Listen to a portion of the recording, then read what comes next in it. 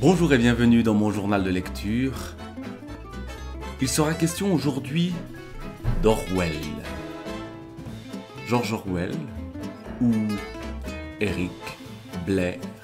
Orwell, étonien, flic, prolo, dandy, milicien, journaliste, révolté, romancier, excentrique, socialiste, patriote, jardinier, ermite, visionnaire.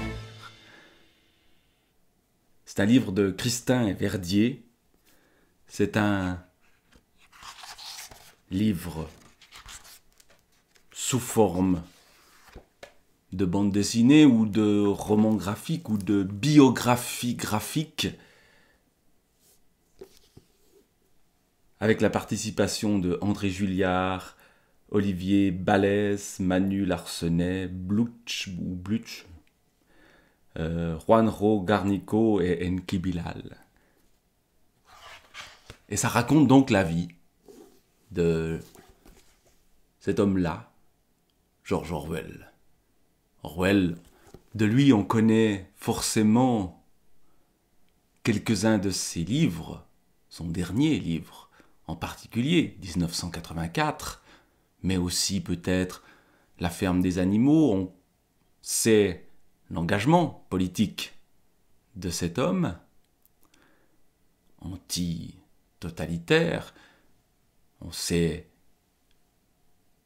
le monde qu'il a créé, le monde invivable qu'il a créé, celui peut-être dans lequel nous vivons ou dans lequel vivaient certaines personnes à son époque. Plusieurs interprétations sont en concurrence sur 1984, mais au fond il n'est pas tellement question de cela dans ce livre-là, où on nous raconte donc la vie de Eric Blair. Premier chapitre, Orwell avant Orwell. Eric Blair, c'est son vrai nom. Et puis, voilà comment ça commence. On pourrait raconter l'histoire en commençant par un hymne impérial à la Kipling, puisque Eric Blair est né en 1903 au Bengale, où son père travaillait au département opium du gouvernement colonial. On pourrait aussi s'inspirer d'une saga familiale comme les Forsyth de Galsworthy. Mais si son arrière-grand-père avait possédé des esclaves en Jamaïque, il ne restait plus rien de sa fortune. Un recueil de nouvelles exotiques à la Somerset Maugham, alors avec un grand-père devenu pasteur en Tasmanie et une mère d'origine française ayant longtemps vécu en Birmanie. Peut-être même un roman féminin mélancolique, Eric et sa mère esselés venant vivre en Angleterre en compagnie de ses sœurs Marjorie et Avril. En réalité, les goûts littéraires d'un jeune garçon plutôt solitaire le poussaient aussi vers des ouvrages de science-fiction tels La machine à explorer le temps de H.G. Wells. Voilà les origines, tout ceci avec des dessins, souvent uniquement en noir et blanc, avec quelques touches de couleur.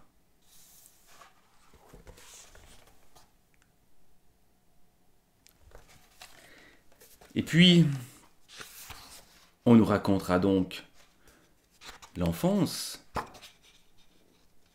de George Orwell,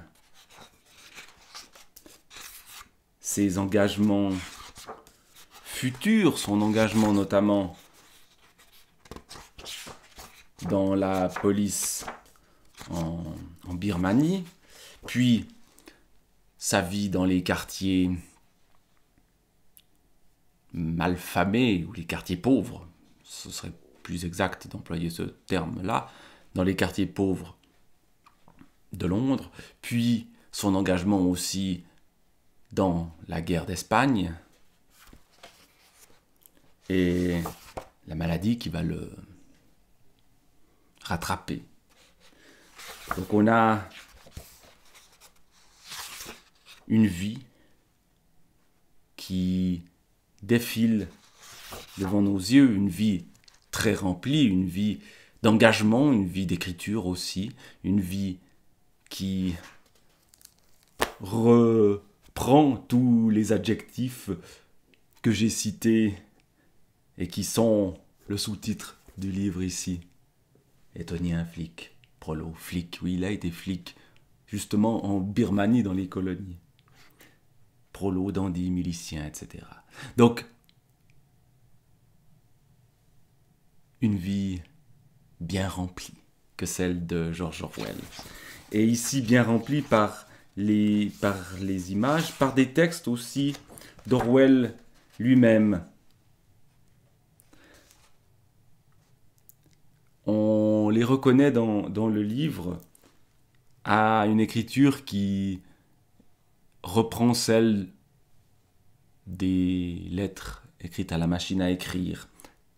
Et à ce moment-là, on sait que, tiens, ce n'est plus un texte de l'auteur de la bande dessinée, mais d'Orwell lui-même. Là, on le voit peut-être sur cette image-là. J'étais là, l'homme blanc armé de son fusil. En apparence, le principal protagoniste de la scène. En fait, une sorte de mannequin, une carcasse vide qui prend des poses. Je n'avais pas envie de tuer l'éléphant, mais je n'avais pas le choix. La foule se fit soudain silencieuse, immobile, et un profond soupir s'échappa de 1000 poitrines. Et ensuite, on a cette scène affreuse où il tue un éléphant alors qu'il est flic en Birmanie, mais il ne tue pas d'être humain. Et il reconnaît, tout en pratiquant ce métier-là, que le colonialisme est inacceptable. Je me suis souvent demandé si quelqu'un a un jour compris que ma raison véritable avait été la peur du ridicule, la raison pour avoir tué l'éléphant. À cette époque, j'avais déjà compris que l'impérialisme était un mal en soi, et que plus tôt j'aurais abandonné ce sale travail, mieux cela vaudrait. Et il va effectivement le quitter. Il va écrire un premier roman qui se passe en Birmanie. Quand on parle de ses œuvres, tout d'un coup il y a de la couleur. Et puis on revient au noir et blanc pour la vie. Et puis, on retrouve les textes d'Orwell qui va travailler en cuisine dans des quartiers de Paris aussi. Un de ses livres, c'est dans la Dèche à Paris. Il travaille dans une cuisine et il est plongeur. Et on lui ordonne de se raser la moustache. Mais pourquoi, demande-t-il, tu ne sais pas que seuls les cuisiniers sont autorisés à porter la moustache chez nous? Expérience de la classification sociale contre laquelle va lutter George Orwell. Et voilà ce qu'il écrit justement sur cette affaire de moustache. Cette affaire de moustache donne quelque idée du subtil système de caste qui régit la vie d'un hôtel. Une échelle de préséance aussi rigoureusement définie que dans une armée. Tout en haut se trouvait le gérant. Ses menus devaient être préparés avec beaucoup plus de soin que ceux destinés aux clients, et il prenait ses repas dans un cabinet particulier. Le chef de cuisine mangeait à la cuisine mais disposait d'une table séparée et se faisait servir par l'un de ses gâte-sauces. Ensuite venait le chef du personnel, qui avait le droit de porter un habit noir et était dispensé de tout travail manuel. C'était un spectacle édifiant que celui d'un garçon faisant son entrée dans une salle à manger. Toute la crasse et l'énervement s'effacent, il glisse sur le tapis avec l'onctuosité d'un prêtre. À l'office, c'est un autre homme. car il s'agit d'un métier essentiellement servile, lui conférant une mentalité de snob du fait qu'il vit en permanence au contact des riches. Il y avait aussi les femmes de chambre, les lingères, cafetiers, sommeliers, grooms, magasiniers, bagagistes, glaciers, boulangers, veilleurs de nuit, portiers. Les plongeurs se recrutaient dans toutes les races de l'Europe. Nous étions vraiment la lie de l'hôtellerie, des gens que l'on méprisait. Nous nous tenions dans les cuisines où régnait une écœurante odeur de boostify et de sueur. Partout se trouvaient dissimulées des réserves d'aliments, fruits des misérables larcins des garçons. Il n'était pas rare de voir un garçon se laver la figure dans l'eau de rinçage de la vaisselle. Dans la salle à manger, la clientèle trônait dans toute sa splendeur, nappes immaculées, bouquets de fleurs, corniches dorées et angelots peints. Et tout cela illustré ainsi. Donc prise de conscience de la misère et de la hiérarchie sociale et lutte qui va survenir, la lutte notamment dans le cadre de la guerre d'Espagne, et puis lutte par l'écriture.